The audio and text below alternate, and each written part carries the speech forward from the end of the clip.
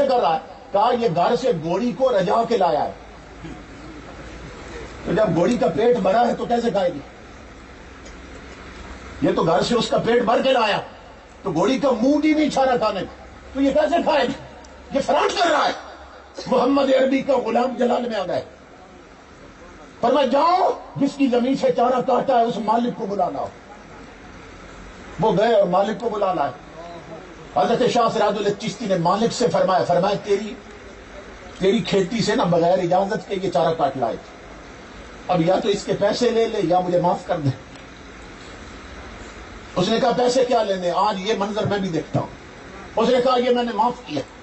امام الانبیاء کے غلام ہو، جب اس نے کہا نا معاف کیا، گھوڑی منہ پھیر کر چارہ کھانے لگ گئی۔ اللہ کی عزت کی قسم، تاریخ میں انگریز کرسی پہ بیٹھ نہیں سکا، جج کھڑا ہو گیا، کہنے لگا وہ ظالمو، وہ کس پر تہمت لگائی ہے؟ وہ جس کی گھوڑی حرام نہیں کھاتی مالک حرام کیسے کھائے گا؟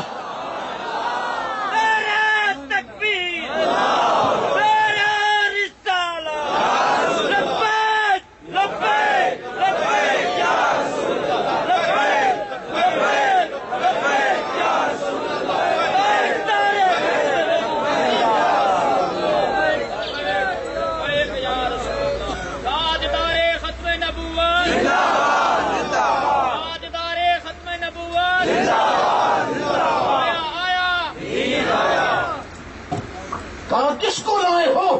کس فرشتے کو پکڑ لائے؟ اور جس کی گھوڑی حرام نہیں کھاتی مالک کیسے کھائے گا؟ انگریز جج کہنے لگا شاہ سراج الدین چشتی ان کی باتیں چھوڑ، میں آج گواہی دیتا ہوں تو بھی سچا ہے، تیرا خدا بھی سچا ہے، مصطفیٰ بھی سچا ہے۔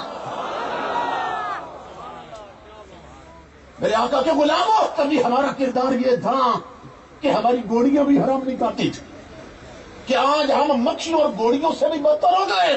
بھائی بھائی کا خون پی رہا ہے، دوست دوست کا حق دبا بیٹھا ہے، دوسروں کی زندگیاں عجیب بنا دی ہیں۔ میرا پیغام ہے تاجدار کائنات کے میلاد میں آنے والوں، آج اٹھو تو کردار بدل جائیں، گھر کا ماحول بدل جائے، اور گھر میں جاؤ اور نبی کی شریعت کا ایسا جھاڑو دو کہ ہر وہ نقش مٹا دو جو مدینے کے نقشے دھندلا رہا ہے۔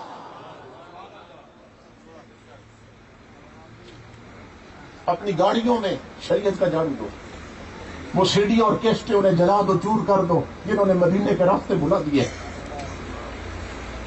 ماں بہنوں بیٹیوں کو بتاؤ وہ رومانٹک ناول اور اپنے ٹچ موبائلوں میں وہ منظر ڈیلیٹ کر دو اور ختم کر دو جنہوں نے رسول اللہ کے در سے تمہیں دور کر رکھا۔ پھر دیکھو مدینے سے خیرات کیسی آتی، جو تاجدار کائنات کے ساتھ وفا کرتے۔ امام الانبیاء کے غلاموں، وہ دیوانہ اسی دور میں اللہ نے ہمیں دکھایا کہ نہیں دکھایا؟ وہ جو محمد عربی کا وفادار ویل چیئر پہ بیٹھنے والا، آج سر درد ہو تو مجبوری بن جاتی، بخار ہو تو مجبوری بن جاتی، اس کی دو ٹانگیں نہیں، مگر اس مصطفیٰ کے عاشق نے اپنی معذوری کو مجبوری نہیں بننے دی۔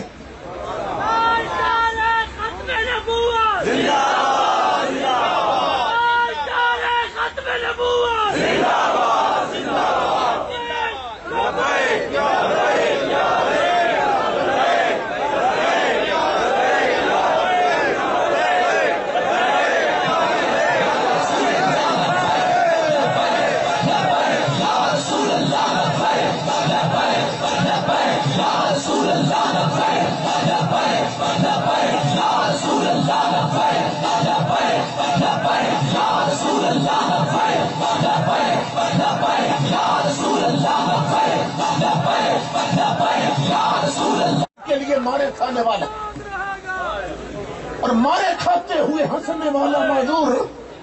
جب مارنے والوں نے پوچھا ہنستا کیوں ہے، کہا تم اپنی ڈیوٹی پہ ہو، میں اپنی ڈیوٹی پہ ہوں، لیکن جن کے لیے تم کام کر رہے ہو وہ تمہیں نہیں دیکھ رہے۔ جس مدینے والے کے لیے میں مار کھا رہا ہوں وہ مجھے دیکھ رہا ہے۔ پھر خیرات کیا ملی؟ جو وفا کی تاجدار کائنات کے ساتھ، پھر خیرات کیا ملی؟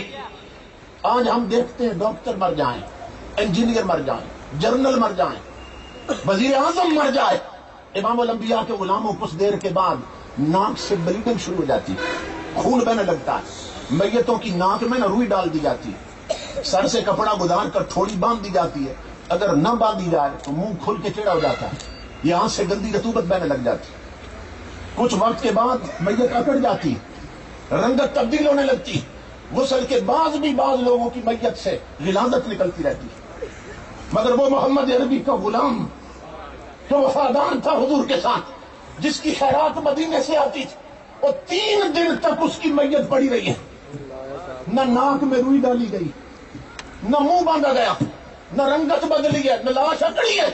تیسرے دن جنازہ اٹھا تو کروڑوں لوگوں نے دیکھا کہ اس کا چہرہ آج بھی گلاب اور موتیے کو شرما رہا تھا، اور مدینے سے آواز آ رہی تھی، دیکھو اس پر تان کرنے والوں، نور آنکھوں میں تو چہروں پہ اجالے ہوں گے، مصطفیٰ والوں کے انداز نرالے ہوں گے۔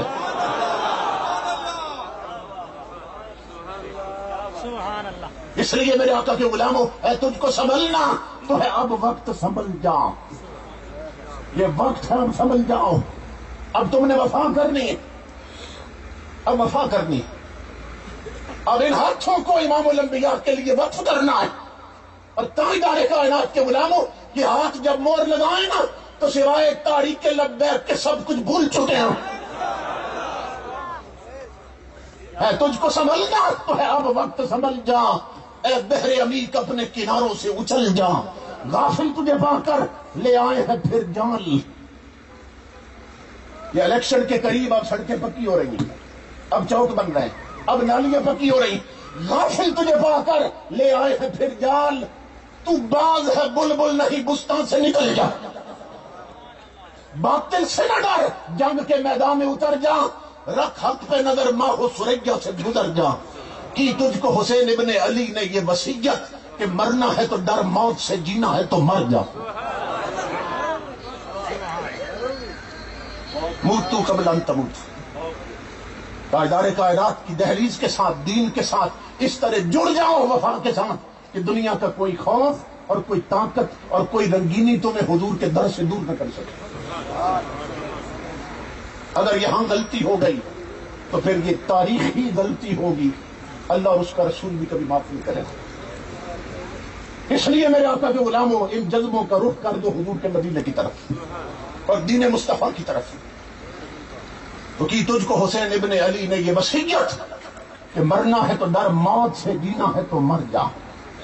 تقدیر الہی کے نوشتے بھی وہی ہیں، اللہ بھی وہی، اس کے فرشتے بھی وہی ہیں، اتریں گے ملائک تیری امداد کو اب بھی، گر ذات خدا سے تیرے رشتے بھی وہی۔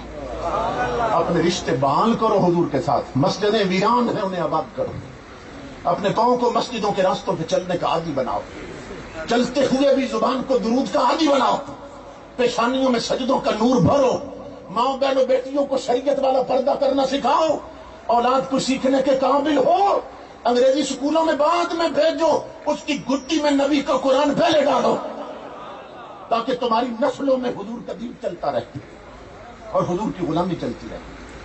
میں میریا نعت کونسل کے جمرہ کارکنان کا بہت زیادہ شکر گزار ہوں کہ جن بھائیوں نے اتنی محنت کر کے اس مہنگائی کے دور میں ہمیں اکٹھا کیا، اور کوشش یہ کی انہوں نے مجھے عنوان دے کر کہ شاید کسی ایک کی بھی غفلت کی پٹی اتر جائے اور اس کا رخ ہو جائے حضور کی شریعت کی طرف، تو ان کی محنت ٹھکانے لگے گی۔ اللہ رب العزت سب کا آنا قبول کرے اور سب کو عملاً حضور کا غلام بنائے۔ وما علینا الا البلاغ۔